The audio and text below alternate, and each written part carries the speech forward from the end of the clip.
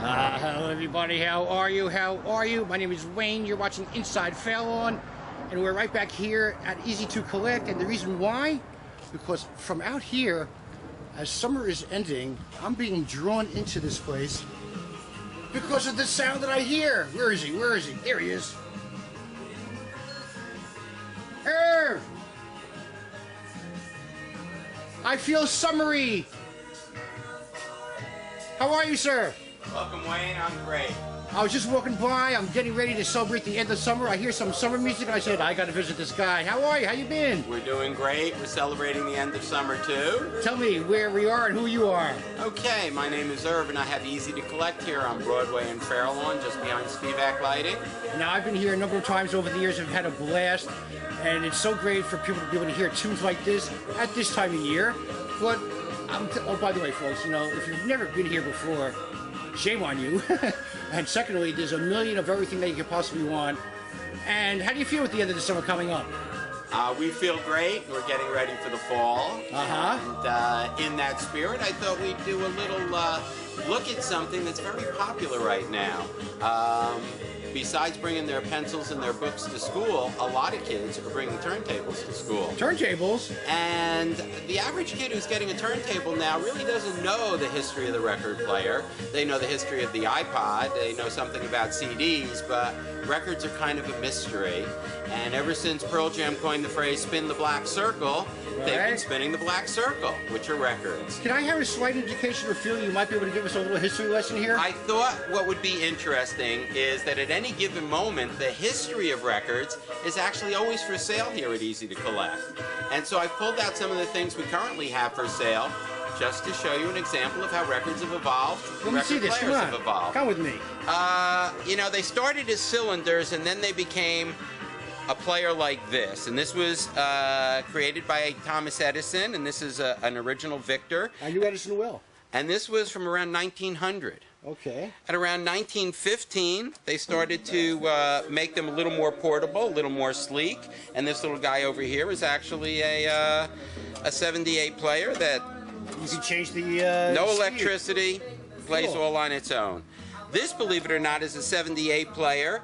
The first electric one. This one comes from Switzerland. It's by a company that's famous today called Thorens. But this in the 20s was state-of-the-art. For people to hear orchestras and stuff like that, electricity. My dad had one of those. State-of-the-art. Then they started to get, you know, a little more basic, and so everybody would have one, and this was something that a kid would have in the 40s in their room, play some Sinatra, play some Andrews Sisters, play the Dorsey Brothers.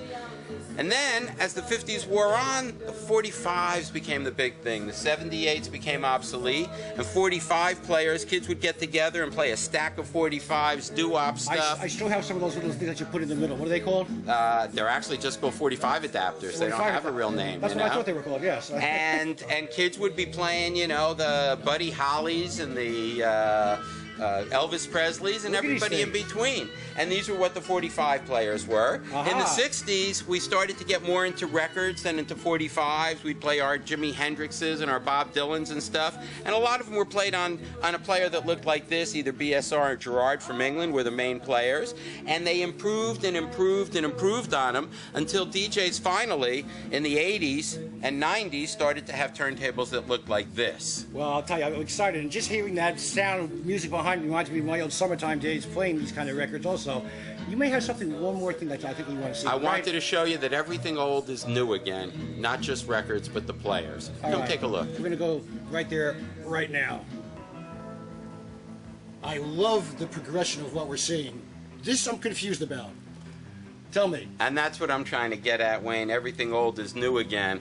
If you talk to an elderly person, and I apologize for even saying that, they might be convinced that this is from 1930 and they had one in their dining room. However, but it's not that at all. This is brand new equipment made to look like old equipment. They have CD players in them, and they can record from record or cassette right to your MP3 player, your iPod, or even burn a CD.